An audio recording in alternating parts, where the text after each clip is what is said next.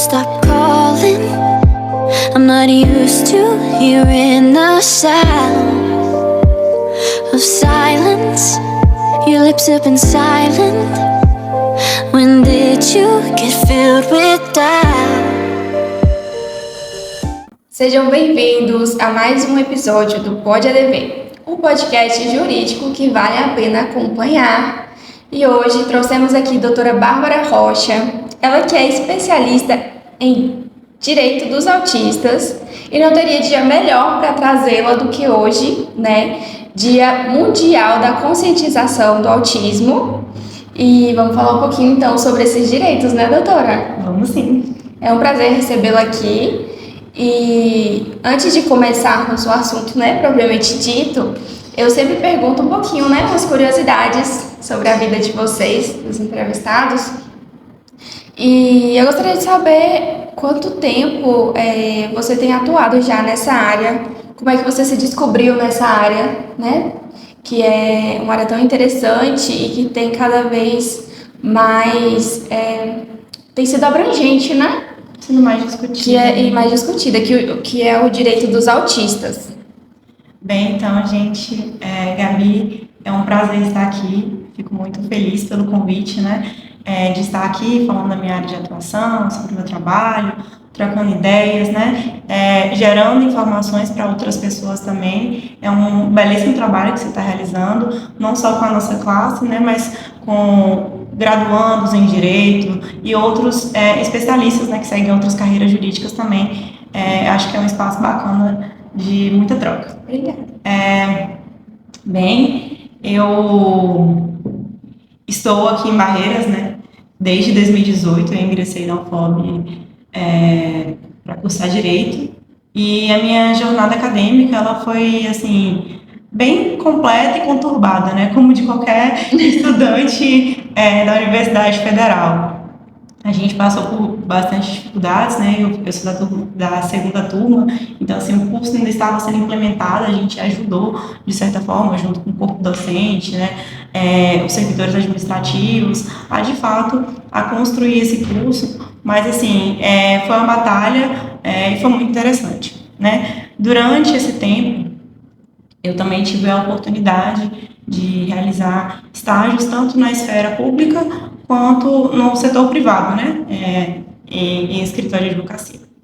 Eu, basicamente, estagiei por volta de 3 anos na segunda vara civil, no qual eu pude passar entre cartório, gabinete, trabalhar com o juiz diretamente, e, assim, foi de uma aprendizagem tamanha, sabe? Na segunda vara civil aqui em Barreiras, a gente pega diversas demandas de diversas áreas, tanto consumidor, área da saúde, possessória, enfim.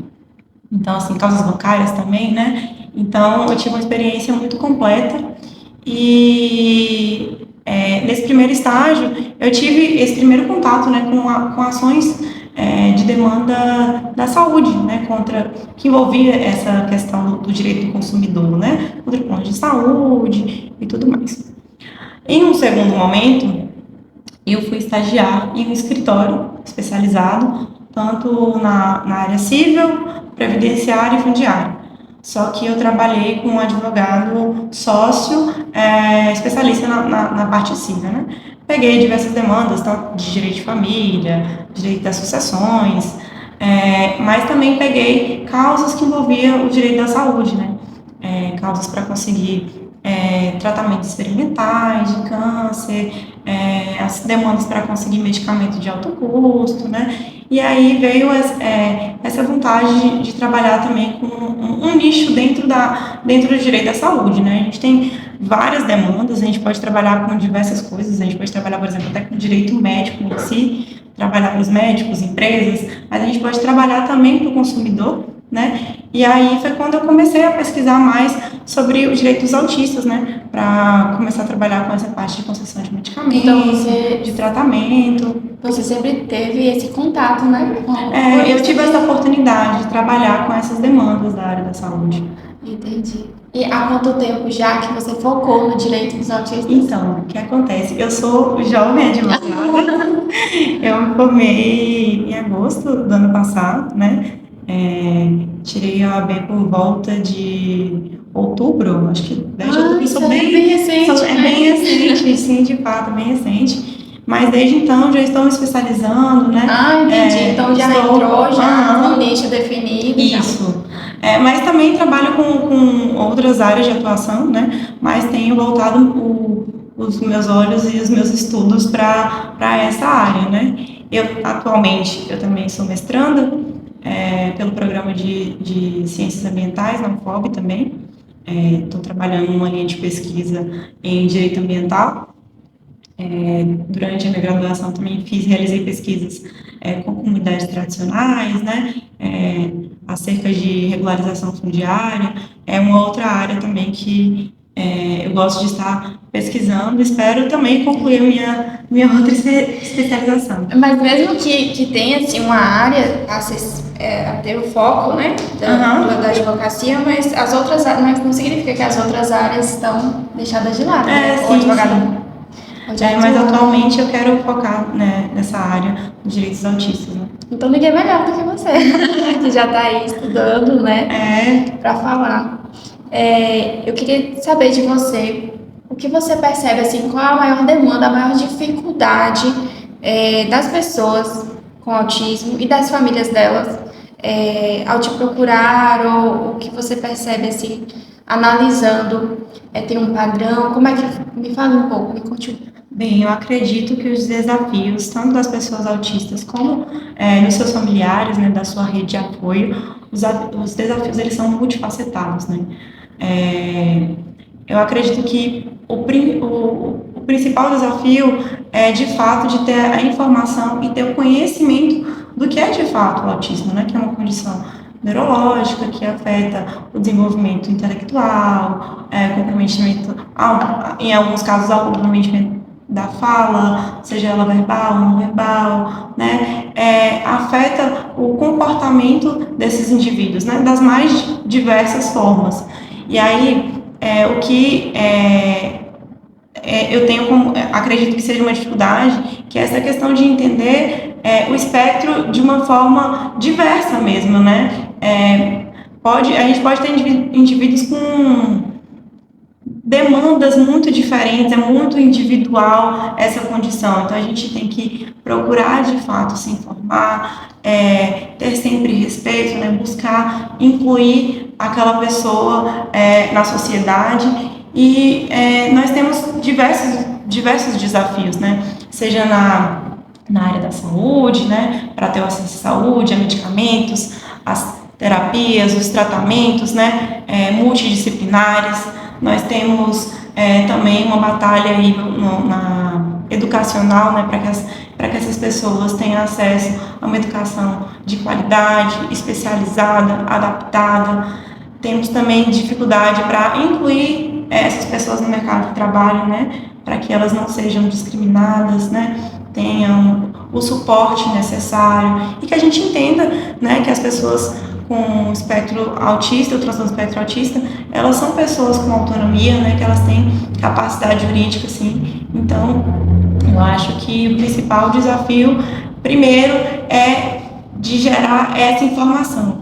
Até porque, por exemplo, nós temos situações de famílias que não têm noção de alguns dos seus direitos, né? E então, assim, acredito que a causa tem avançado bastante. Nós temos pessoas que estão tomando lugares, né? Estão tendo espaço, estão tendo voz para falar da causa, né? Sobre as suas dificuldades, os direitos, o que precisa de fato ser implementado. Olha, eu acho assim que o autismo ele teve um aumento, né, crescente, né? Acho que 1 ou 2 anos para cá. E aí a gente também chegou a acompanhar nas redes sociais pessoas que já estavam cansadas, né, de ouvir que tanta gente está com autismo. Agora todo mundo tem autismo, todo mundo tem autismo nível 1. E assim, a gente percebe que tem uma certa discriminação não, como é que eu posso dizer? Como se... eu fiz até um post em relação a isso, no sentido de, tipo assim, pessoas falando, agora o autismo virou moda. Isso. Mas na verdade não é isso, né? Porque a gente de fato começou a falar sobre esse transtorno, né? As pessoas de fato começaram a buscar um diagnóstico precoce.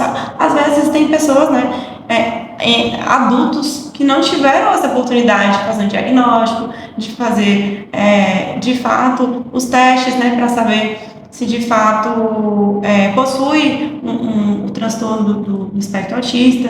E muitas vezes pessoas que passaram velado são pessoas de suporte nível 1, né? Então assim, agora com essa maior divulgação E eu acho importante, por isso a importância de falar mais sobre o assunto, né?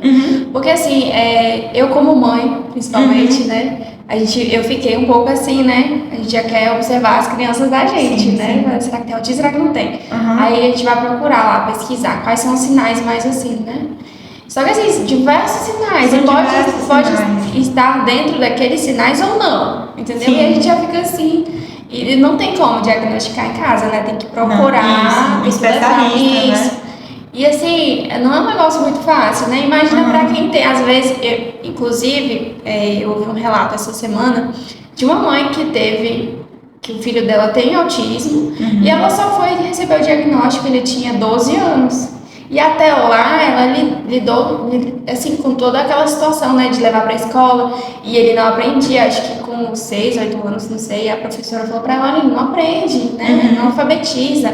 Aí ela, não, ele vai alfabetizar sim, sentou com ele e repetia e tudo, só que sem saber da condição, né, levava em psicólogo e tudo, mas não tinha o diagnóstico. Então imagina a dificuldade de principalmente quem não tem, assim, condições financeiras, né? Eu acredito que a maior problemática circunda dessas pessoas, né, que não têm o acesso à saúde, por exemplo, no setor privado, né, e tem que depender de fato do SUS para conseguir um diagnóstico precoce, as terapias multidisciplinares, é muito difícil, gente. E isso quando tem um entendimento de que pode ser autismo, né? Sim, Essas famílias. sim, Por isso isso. a importância de divulgar mais as informações, o conhecimento. Então a galera aí das redes sociais falou, mas não aguento mais ouvir falar sobre autismo. É importante sim falar, né? Porque aí essas informações chegam até as famílias de que não tem conhecimento, entendeu? Agora você pensa aí, nesse caso que você me contou, de uma mãe que descobriu que seu filho tinha autismo somente com 12 anos, né? A gente sempre sempre indicado que haja de fato o diagnóstico precoce, né? Porque quanto mais cedo você começar a trabalhar com essa criança, né, aplicar as terapias, o tratamento em si, ter uma educação especializada, né, voltada para a sua condição, maior vai ser o seu desenvolvimento. Imagina. Melhora a condição de vida da Sim, criança. melhora a condição de vida, né? E eu acho que tem progressão, né? Dentro do autismo, né? Dos níveis. Como o espectro, né, ele é flutuante. Então a criança com certeza ela se adapta melhor, né? Sim, com certeza. São diversas terapias hoje que podem ser aplicadas, né? E a rede pública, ela atende Então, as necessidades de um autista? Como é que funciona? atender no papel, sim, né? De fato, é previsto que os autistas devem ter um acesso à saúde digna, os tratamentos multidisciplinares, acesso a medicamentos, seja medicamentos de alto custo, enfim, a saúde de uma forma ampla, né? Mas quando a gente fala da prática, aí já é um pouco mais complicado, né? Não só na questão do direito dos autistas, acesso à saúde dos autistas em si, mas a gente sabe que como um todo, né? Que o SUS, apesar de ser um sistema excelente, bacana, ainda não consegue oferecer um serviço de excelência e efetivo para tudo, né? É muita demanda, né? Então, de fato, é complicado, assim, a gente fica buscando, né, o que poderia ser feito para essas E não famílias, conseguir, né? assim, o suporte na rede pública, o que é que pode ser feito? Então, você pode tentar ajuizar uma demanda, né, para que o Estado custeie no setor privado, né, esses tratamentos, caso não seja oferecido na rede pública, o que é muito difícil, né, nesse sentido, para as famílias mais vulneráveis. Entendi, mas tem que ter toda uma comprovação, né? Sim, Já tem que ter, acredito que tem que um ter pouco burocrático, é bem burocrático. precisa do diagnóstico, precisa de um laudo médico, né, que conste todas as informações. Inclusive, eu sempre falo que é uma parte fundamental, seja para qualquer outro passo que a gente venha dar, seja em ações judiciais, na esfera administrativa, para acesso à educação, para acesso à saúde, né, a cobertura de tratamento, é necessário um laudo médico, né, que ateste todas as condições daquela criança, daquele jovem, quais são as terapias necessárias, precisa estar muito bem definido e sempre constar que tem que ser um tratamento contínuo. Por quê? Por exemplo, a gente vai estar lidando com os profissionais que não têm necessariamente o conhecimento, né, sobre essa condição e sobre o que o indivíduo precisa. Igual eu te falei, é uma condição que ela vai se manifestar das mais diversas formas, né? Então, assim, de fato, tem que pensar em cada indivíduo, né? Esse indivíduo aqui vai precisar de um fono. Esse indivíduo vai precisar de tantas horas de terapia ocupacional, tantas horas de terapia com psicólogo. Vai ser necessária a aplicação do método ABA, né? Então, de fato uma condição muito individualizada. Doutor, existe algum benefício assistencial, previdenciário que possa auxiliar as famílias dessas pessoas que possuem autismo? Sim, nós temos o BPC-LOAS, né, que é o benefício de prestação continuada, que pode ser concedido, né, a uma pessoa autista desde que ele se enquadre em alguns requisitos, né? É um benefício assistencial, ele não tem natureza previdenciária, ou seja, o indivíduo não precisa contribuir para o INSS para que ele consiga de fato esse benefício, mas ele precisa preencher esses requisitos, né? O primeiro requisito é, de fato, ter o diagnóstico, ter um laudo médico, né, que ateste a condição. É preciso também uma demonstração de renda familiar inferior a 1/4 do salário mínimo. E é preciso também que o indivíduo esteja cadastrado no CadÚnico, né? Esse cadastro você pode realizar no CRAS, né, mais próximo da sua residência. Você vai realizar esse cadastro, né, vai ser perguntado algumas questões sobre o seu grupo familiar, sobre a renda, né, per capita, sobre as despesas que você tem dentro de casa, algumas questões referentes à condição, né, no autista. E aí, a partir desse momento que você se enquadra na questão da renda, né, tem o laudo médico e tem o cadastro, o CadÚnico, você pode estar em meu portal, meu INSS, né, e fazendo o requerimento na via administrativa. Depois que você solicitar, né, esse benefício, será marcado, de fato, uma perícia médica, né, no qual será avaliado o indivíduo. Também é o momento de você reunir toda a documentação, né, levar todos os comprovantes, quais são os gastos que você tem com aquela criança, quais são os gastos da família, e se é necessário que você precisa levar nessa perícia médica.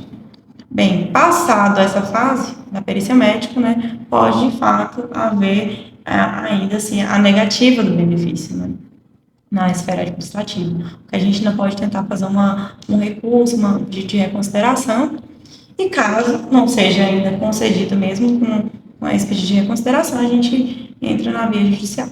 Entendi. E como a legislação vem tratando essa questão do autismo? Houve algumas mudanças significativas? Como vem sendo essa questão? Bem, eu acredito que não tem como a gente falar de mudança legislativa sem falar da promulgação do Estatuto da Pessoa com Deficiência, né? Eu acredito que foi um importante marco, não só para as pessoas, né, autistas, mas para as pessoas portadoras de deficiência, de uma forma em geral. O Estatuto da Pessoa com Deficiência, ele vem abrangendo, dispondo sobre diversos direitos, seja ele direito à saúde, educacional, acesso ao mercado de trabalho, todos os direitos fundamentais, né, para que uma pessoa tenha dignidade humana. Mas nós temos, acho que para mim que eu acredito que o principal avanço no Estatuto da Pessoa com Deficiência foi a modificação da capacidade jurídica. Anteriormente, né, as pessoas com deficiência elas eram consideradas como incapazes civilmente, né, e houve essa alteração da capacidade para a capacidade jurídica para essas pessoas. Então, qualquer pessoa que seja portadora de deficiência, ela é considerada capaz, né? Então, assim, é lógico, né? Tem aqueles requisitos do Código Civil. Se você está entre 16 e 18 anos, você é relativamente capaz. Mas se você já possui 18 anos, você é absolutamente capaz. Então, o autismo, ele é considerado deficiência? Sim, é considerado como deficiência para todos os fins legais. Exato. E tem também uma lei, acho que até É a lei do Romeu Mion. Nós temos essa lei, né, que é a lei Romeu Mion, ela é mais recente, e ela determina, né, que haja a emissão de uma carteira de identidade de uma pessoa que é portadora do transtorno do espectro autista, né. Então, é muito importante, né, essa emissão dessa carteira, como também o uso, né, do cordãozinho de girassol, que é o cordão para simbolizar, né, que as pessoas que têm deficiência oculta. Tem um eu vi até uma polêmica esses dias do quebra-cabeça também. Eu vi uma polêmica nesse sentido, né? De que Isso. a pessoa não seria, tipo, algo incompleto, um negócio assim. E aí eles estavam... Neurodivergente, da pessoa neurodivergente, né? Aí tem essa dos girassóis que são das deficiências ocultas. É importante, né, por exemplo... pra sinalizar... Tá num supermercado, precisa pegar uma preferência, né? As pessoas não entendem, chegar, né? E falar, olha, tem autismo, mas já tá com a identificação, já tá... Mas é importante também sempre estar apresentando a documentação em alguns casos, né? Sim. Porque senão pode rolar de ter alguma confusão, assim. E quando acontece, igual a gente acompanhou vários casos, as pessoas filmam, né? Quando por exemplo, na fila de um supermercado, de um shopping, que há uma certa discriminação com a criança autista. O que essa mãe, o que essa família pode buscar de direito quando acontece uma situação dessas? Uma ação de discriminação? Então, ela pode fazer uma denúncia, né, para posteriormente ajuizar uma ação de indenização, né? O que é muito comum de acontecer, né? Então, ela pode, de fato, estar buscando isso por meio do judiciário, né? Bem, para além do Estatuto da Pessoa Portadora de Deficiência, né? Estatuto da Pessoa com Deficiência, da lei do Romeu Mion também, nós temos a lei Berenice Piani, que é da Política Nacional de Proteção aos Autistas, né? É uma lei específica de proteção aos autistas, então ela trouxe uma regulamentação específica, né, acerca do acesso à saúde, à educação, à imersão da pessoa com autismo no mercado de trabalho, né, trouxe diversas regulamentações importantes. Mas, para além, né, das legislações que nós temos hoje presentes, o que eu acredito que seja fundamental, né, a gente buscar ser fiscal da lei, né, exigir que essas legislações sejam aplicadas, né, que esses direitos sejam assegurados, né, tem muita luta aí pela frente. É importante também a sociedade acolher, né? Sim. Ser mais informada e apoiar também nessas causas. Eu gosto de falar que quando a gente promove a informação, né, a gente transforma. Então, assim, eu acho que a base, né, do ativismo da causa do autismo, né, a gente tem que promover a informação, acolher, como você falou, ter um olhar empático, né, se atentar também à rede de apoio, essas mães atípicas, né, não vamos romantizar, é uma rotina bem difícil. Ser mãe já é muito difícil, né? Imagine mãe atípica, né? Ser uma mãe atípica, né? Todos os desafios que elas enfrentam, os pais enfrentam, né? Então, assim, de fato, principalmente para nós profissionais, a gente tem que ter esse cuidado, esse olhar empático, né? na hora de fornecer os nossos serviços. Deixamos aqui também o nosso apoio a essas mães atípicas, Sim. né? Um recado que seu filho precisa de você, então seja sempre forte mesmo. Você está de parabéns, né? E você também, você sempre busque, né, uma rede para ser acolhida, um apoio, né, vocês merecem também. É uma rotina cansativa, é frustrante, né, em muitos casos, né, em busca para conseguir o acesso aos direitos dos seus filhos, né, e até os seus próprios direitos mesmo. Mas assim, a maternidade é uma coisa assim que é maravilhosa, né? Dá trabalho, mas é um amor assim que não tem como mensurar, então. Me conte um pouquinho mais sobre o acesso à saúde, né? A gente falou um pouquinho, mas eu acredito que tem mais coisas a serem abordadas, né?